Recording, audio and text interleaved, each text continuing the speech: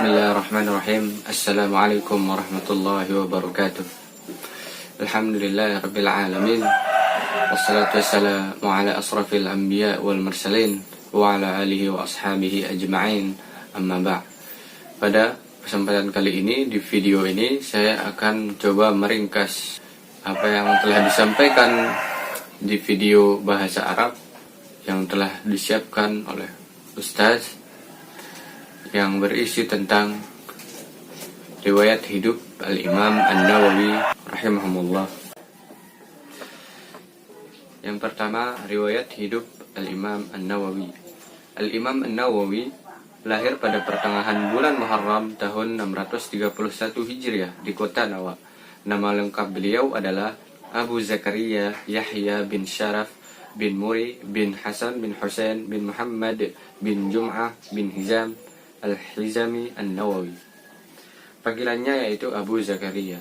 Namun panggilan ini tidak sesuai dengan aturan yang biasa berlaku. Para ulama telah menganggapnya suatu kebaikan sebagaimana yang dikatakan Al-Imam An-Nawawi bahwa disunnahkan memberi panggilan kunyah kepada orang-orang yang saleh, baik dari kaum laki-laki maupun kaum perempuan, mempunyai anak atau tidak mempunyai anak, memakai panggilan anaknya sendiri atau orang lain dengan Abu Fulan, Abu Fulanah bagi seorang laki-laki, dan Ummu Fulan, Ummu Fulanah bagi seorang perempuan.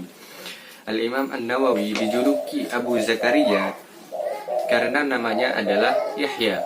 Orang Arab sudah terbiasa memberi julukan Abu Zakaria kepada orang yang bernama Yahya karena ingin meniru Yahya, Nabi Allah, dan ayahnya Zakaria alaihi wassalam. Sebagaimana yang juga seorang yang bernama Yusuf dijuluki Abu Yakub, orang yang bernama Ibrahim dijuluki Abu Ishaq, dan orang yang bernama Umar dijuluki Abu Hafs. Pemberian julukan seperti ini tidak dengan peraturan yang berlaku, sebab Yahya dan Yusuf adalah anak, bukan ayah. Namun gaya pemberian julukan seperti itu sudah biasa didengar oleh orang-orang Arab. Al-Hizami yang dimaksud dengan ini adalah kakeknya Hizam yang disebut tadi. Syekh Imam An-Nawawi pernah bercerita bahwa sebagian kakeknya menyangka Al-Hizami merupakan nisbat pada Hizam Abu Hakim, salah seorang sahabat Rasulullah Sallallahu Alaihi Wasallam. Hizam di sini adalah kakeknya, seorang yang mampir di Jaulan, desa Nawa, seperti kebiasaan orang-orang Arab, lalu bermukim di sana dan diberikan keturunan oleh Allah hingga manusia menjadi banyak. An-Nawawi adalah nisbat pada desa Nawa tersebut. Dia merupakan pusat kota Al-Jaulan dan berada di kawasan Hauran di provinsi Damaskus. Jadi Imam An-Nawawi adalah orang Damaskus karena menetap di sana selama kurang lebih 18 tahun. Abdullah bin Al-Mubarak pernah berkata, barang siapa yang menetap di suatu negeri selama 4 tahun, maka dia dinisbatkan kepadanya. Al-Imam An-Nawawi gelarnya adalah Al-Muhyiddin. Namun ia sendiri tidak senang diberi gelar tersebut. Al-Lakani mengatakan bahwa Imam An-Nawawi tidak senang diberi gelar Al-Muhyiddin yang diberikan orang kepadanya. Ketidaksukaan itu disebabkan karena adanya rasa tawadhu yang tumbuh pada diri Al-Imam An-Nawawi. Meskipun sebenarnya dia sangat pantas diberi julukan tersebut, karena dengan dia Allah menghidupkan sunnah, mematikan bid'ah, menyuruh melakukan perbuatan yang ma'ruf, mencegah perbuatan yang mungkar, dan memberikan manfaat kepada umat Islam dengan karya-karya beliau. Al-Imam An-Nawawi adalah ulama yang paling banyak mendapatkan cinta dan sanjungan makhluk. Orang yang mempelajari biografinya akan melihat adanya wirai, zuhud, kesungguhan dalam mencari ilmu yang bermanfaat, amal soleh, ketegasan dalam membela kebenaran, dan amal ma'ruf nahi munkar, takut dan cinta kepada Allah Subhanahu wa taala dan kepada Rasulnya.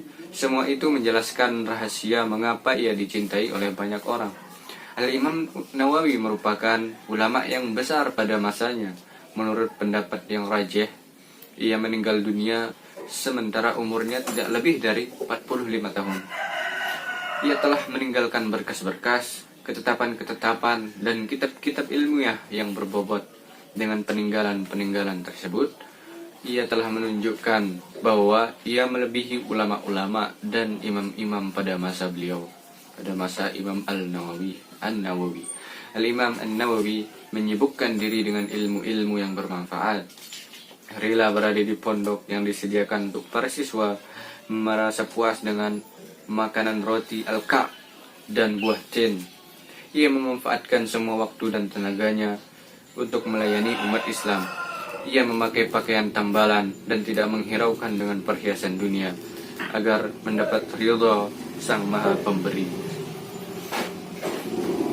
Az-Zabhi mensifati Al-Imam An-Nawawi sebagai orang yang berkulit sawo matang, berjenggot tebal, berperawakan tegak, berwibawa, jarang tertawa, tidak bermain-main, dan terus bersungguh-sungguh dalam hidupnya.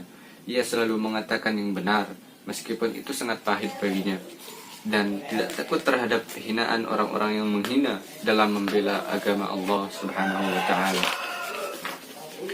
Az-Zahabi mengatakan di dalam kitab At-Tarikh Al-Islam bahwa Al-Imam An-Nawawi mengenakan pakaian-pakaian sebagaimana para ahli fikih di Hauran mengenakannya. Namun ia tidak terlalu memperhatikan masalah berpakaian.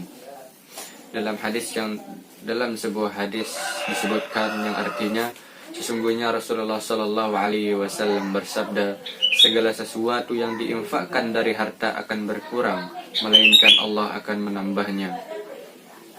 Seorang yang memberi maaf kecuali ganjarannya pahala. Apabila seseorang tawadhu kepada Allah, maka Allah akan mengangkat derajatnya. Kedua adalah pendidikan dari Imam An-Nawawi. Syekh Yasin bin Yusuf Al-Marakisyi melihat bahwa Al-Imam An-Nawawi di kota Nawa ketika itu umurnya masih 10 tahun. Anak-anak kecil yang lain memaksanya untuk bermain bersama mereka. Namun Imam An-Nawawi lari dari mereka dan menangis karena dipaksa. Dia membaca Al-Quran ketika itu, lalu hatinya menjadi senang kepada Nawawi. Ayahnya menempatkannya di toko, namun kesibukannya dengan Al-Quran itu tidak bisa dilawan, tidak bisa dikalahkan oleh aktivitasnya dalam membaca Al-Quran. Al-Imam An-Nawawi tumbuh dan berkembang dalam penjagaan kebaikan dan menghafalkan Al-Quran.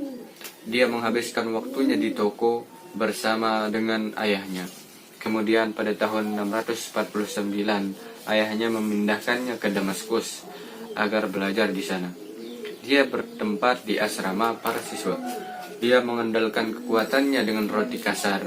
Dia belajar kitab At-Tanbih dan menghafalnya dalam 4 bulan setengah dan belajar Al-Muhadzab.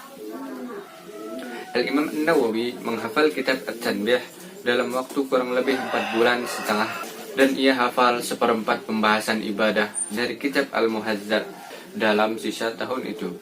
Kemudian mentashri di hadapan syekhnya, yaitu seorang imam ulama besar, zuhud, wara, mempunyai keutamaan dan pengetahuan, yakni Abu Ibrahim bin Ahmad bin Utsman Al-Maghribi Asy-Syafi'i, dan ia selalu bersama dengannya.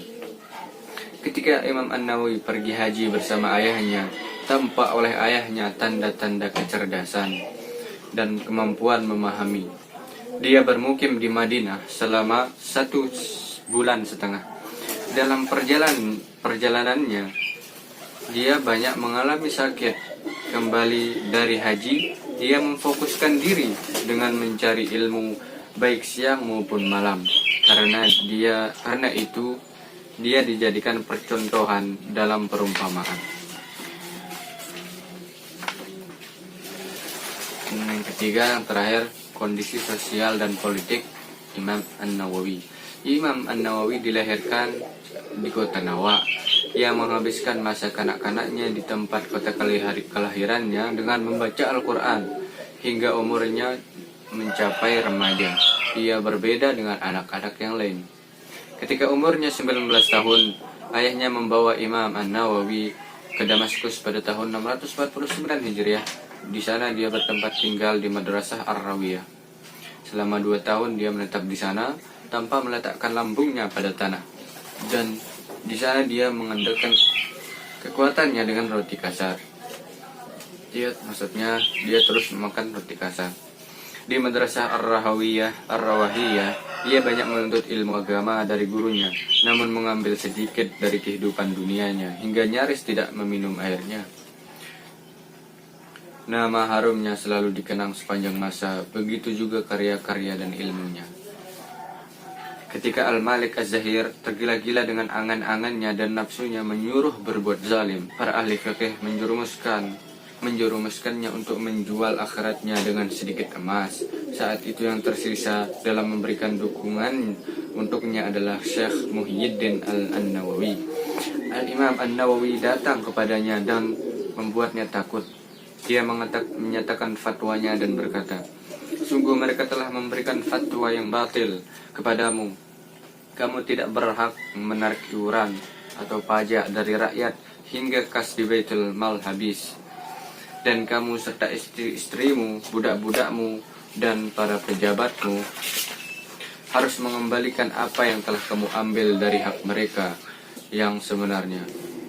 Kamu kembalikan lagi ke Baitul Mal." Syekh An-Nawawi mengucapkannya dengan tegas. Setelah dia keluar, Raja Az-Zahir berkata, "Putuslah jabatan-jabatan dan gaji ahli fikih ini." Maka orang yang di sekitar raja mengatakan, "Sesungguhnya dia tidak punya jabatan, juga tidak mengambil gaji." Sang raja bertanya, "Dari mana dia makan?" "Dari makanan yang dikirim oleh ayahnya." Sang raja berkata, "Demi Allah, aku hendak membunuhnya. Namun aku melihat seakan-akan singa sedang membuka mulutnya di antara aku dan dia. Jika aku mendekatinya, maka singa itu akan memakanku." Kemudian sang raja merasakan sesuatu di dalam hatinya ketika itu dan meminta perdamaian dengan Syekh An-Nawawi. Sungguh dia tidaklah fakir. Namun Syekh An-Nawawi menjadi terkenal di belahan timur dan barat, di tempat yang dekat maupun jauh. Begitu juga karya-karyanya menuangkan isi-isi yang jelas dan terang, yang pada masa sekarang menjadi rujukan fatwa dan amal, sebab-sebabnya sangat jelas. Baiklah, saudara-saudara yang menonton video ini, terima kasih sudah cukup peringkasan terjemah dari biografi Imam Nawawi, sejarah hidup beliau. Terima kasih, cukup sekian. Wassalamualaikum warahmatullahi wabarakatuh.